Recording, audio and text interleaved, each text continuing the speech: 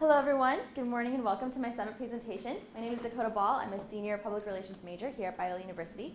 This morning I wanted to talk about why exactly I want to go into the field of public relations, why it's important to me and why I want to dedicate my career towards it. I didn't really want to focus on any one specific thing about the industry. I love it all, but I really wanted to focus on why public relations is important to me. So in order to do that, I'm going to focus on public relations production of a goodwill economy. To start off, I want to talk about what exactly a goodwill economy is. I wanted to give a couple definitions of the term so that we could really be on the same page for the rest of my presentation.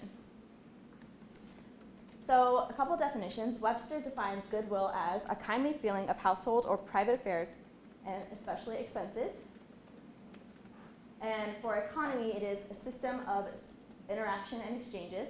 And the second definition it gives for economy is efficient and concise use of non-material resources, such as effort, language, or motion.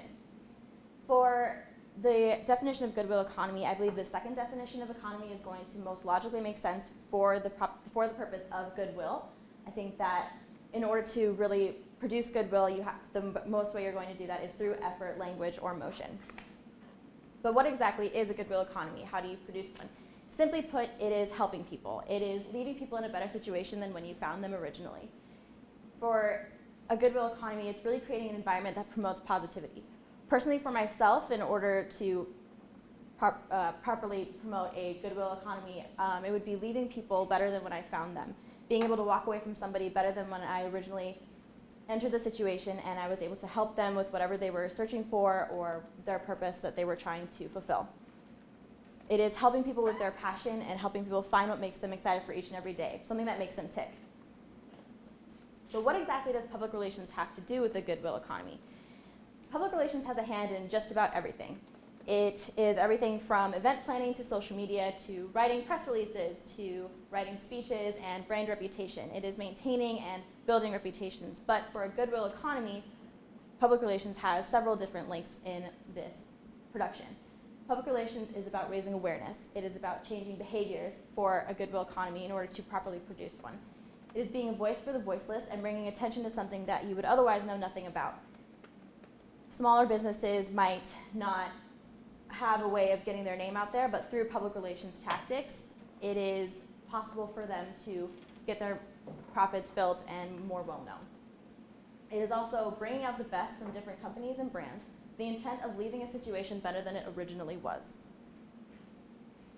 So in order to prove exactly how public relations is linked to a goodwill economy, I wanted to give a few real-world examples.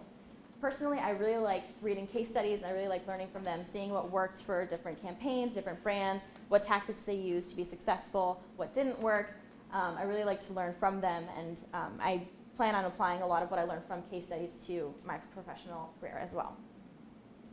So to start off, I found a case study on Morton Salt and their campaign Walk Her Walk.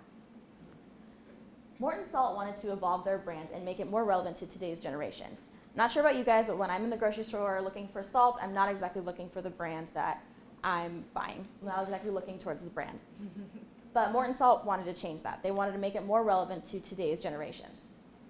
Denise Lauer, Director of Communications and Corporate Brand Strategy, said, "We believe that the Morton Salt Girl stands for forward progress, and we wanted to unleash that unstoppable spirit spread goodness in the world."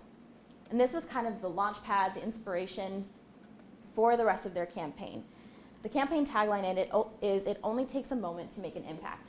And that was really their whole driving force, the motivation that they wanted to promote through their campaign. As you can see, they updated their logo, they made it a little bit newer. They had several different Snapchat filters that piqued people's interests in order to get them curious about what it was. If someone didn't know what Morton Salt was, they were able to figure it out through Snapchat. They had a lot of conversation on social media. And Morton Salt is based in Chicago. And so one of the biggest tactics that they used, one of their biggest strategies, was they partnered with the band that was also based in Chicago, the band OK Go, and they made a music video that was linked to their campaign and to their campaign objective. The music video was shot in 4.2 seconds using a high-speed camera. And it went around and it was all these different chain reactions causing these different colorful explosions and things like that. And then they went back and stretched the video, they stretched the 4.2-second segment out into 5 minutes in order to time the music up with the video and the song. And at the end of the video, it said that it only takes a moment to make a difference. And it was all these things that were happening in slow motion, one thing happening, another, and another, and another. And the music video received over 40 million views across YouTube and Facebook, which is huge. And the music video was helped the campaign to be a top trending topic on Twitter the week that it released. The campaign measured 1.1 billion media impressions, which is huge for a company that was otherwise not very well talked about, not well known among many people. And due to the funds that it raised, due to the success of the campaign, Morton awarded 5 grants for 5 difference makers who are making an impact in their community. For my second case study, I really wanted to talk about a brand that is more well known, someone that is known for their marketing success and their strategy that always works. So that would have to be Coca-Cola and their Share Coke campaign. Primarily, Coke wants to increase sales. They want to start conversation about their brand. That's their job. They're trying to make more money. They're trying to make more profit. And they know that how they do that is extremely crucial. How they start that conversation is really going to be what is getting people talking about their product in a positive way. They realized that their product had a way of bringing people together. You often hear, let's sit down and share a Coke, and how people can be united through that.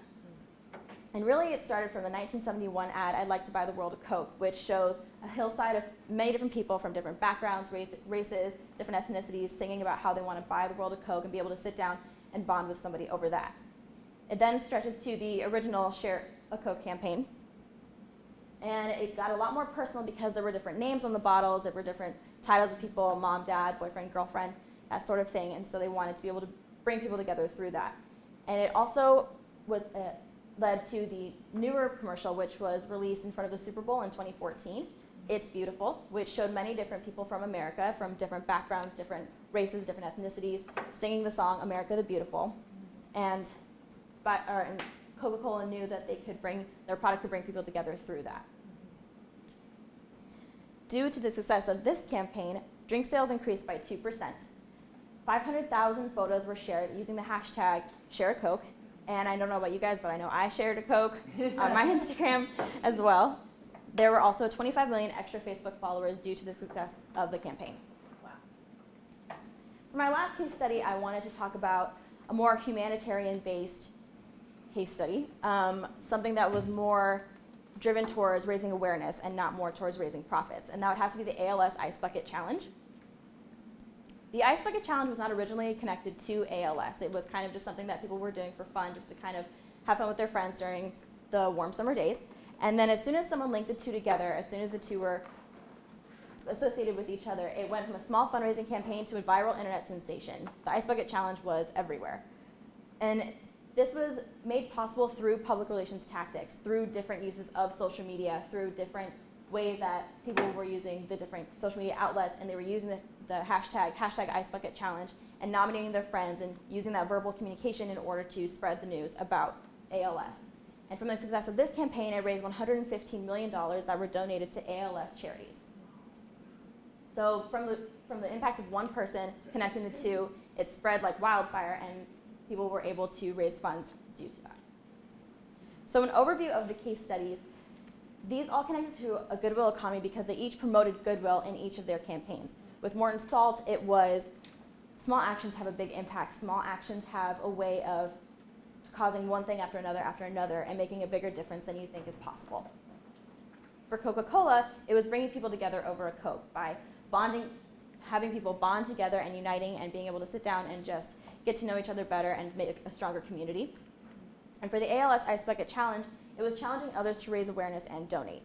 It was people nominating their friends verbally and being able to spread the word about ALS and raise awareness for a disease that was otherwise not very well known among people, and it wasn't very much common knowledge, and they were able to ask people to donate and raise so many funds. Next, I wanted to talk about how this is integrated into my faith, how public relations and the Goodwill economy together really is something that is a driving force in my faith, and how I plan on linking my faith in my future career. But biblically, why does a Goodwill economy matter? Why is this something that is relevant to my faith?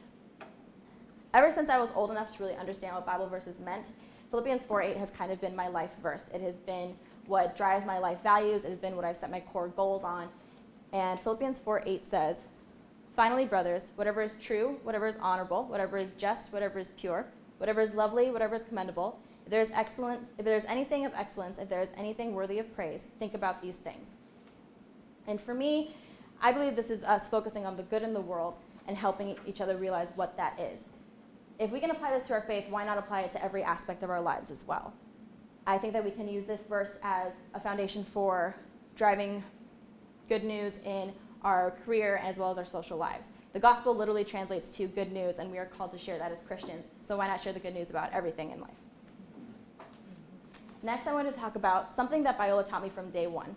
From one of my very first Bible classes, I was taught something that really stuck with me and something that I had never really been told as a Christian before, and that is that we are relational creatures. God put us on this earth because he wants to have a relationship with us. He wants to get to know us and know that we can have us know that we can have a personal relationship with him. God gave Adam and Eve in order to have another companion, another human to relate to, and not just him. But he wants us to have a relationship with him as well. He was always walking around in the garden with Adam and Eve because he wanted to have a relationship with them. And most importantly for us as Christians, Jesus came down from heaven so that he could relate to us, so that he could get to know us and that we could know that he wanted to be among us, that God came down from heaven in the form of a human because he wanted to know us and build that relationship with us. In John 14:9, we see Jesus talking to Philip. Have I been with you so long and you still do not know me, Philip? Whoever has seen me has seen the Father. Next, public relations is defined by PRSA as a strategic communication process that builds mutually beneficial relationships between organizations and their publics. Equally, we see this in our relationship with God. It is mutually beneficial, and it is the number one important mutually beneficial relationship that we have. And so I think that is a really interesting link that we can have between public relations and our faith, is that the two are related through a mutually beneficial relationship. My time at Biola has taught me so many different things. In all of my classes, throughout all of my classes, I have seen that truth should be sought after before all else, whether it was my general education classes or my public relations classes or my Bible classes. You see that truth is the most important. Being transparent either with our organizations and our publics, or if an organization is your client, being transparent is first and foremost what is important. As well as with our faith, we want to be truthful and honest with that as well. Next, Biola taught me time and time again that we are meant to have relationships, that we are meant to grow closer to God, grow closer to each other as humans or as brothers and sisters in Christ, or with our organizations in that way. Biola really equipped me to be a well-rounded professional through the rigorous courses I took, whether it was building difficult PR campaigns for real-world clients or fulfilling my internship credits that were necessary to fulfill. So to sum it up, I really wanted to talk about why I am entering this field, why public relations is important to me, and what PR means to me. Simply, it is helping people find what makes them happy. Public relations helps drive my passion for helping other people find their passion. It is raising awareness for brands and bringing attention to the good cause that they work towards. Being able to help an organization show people what they can do and what they can do for people, what people can do for them. And it is also relating the positives in a brand's message to the audience it wishes to reach. This is why I am passionate about public relations and why I believe I am ready to enter the field as a well-rounded professional. And it is what I believe is really going to equip me to be ready for the field of public relations. Thank you very much for listening. And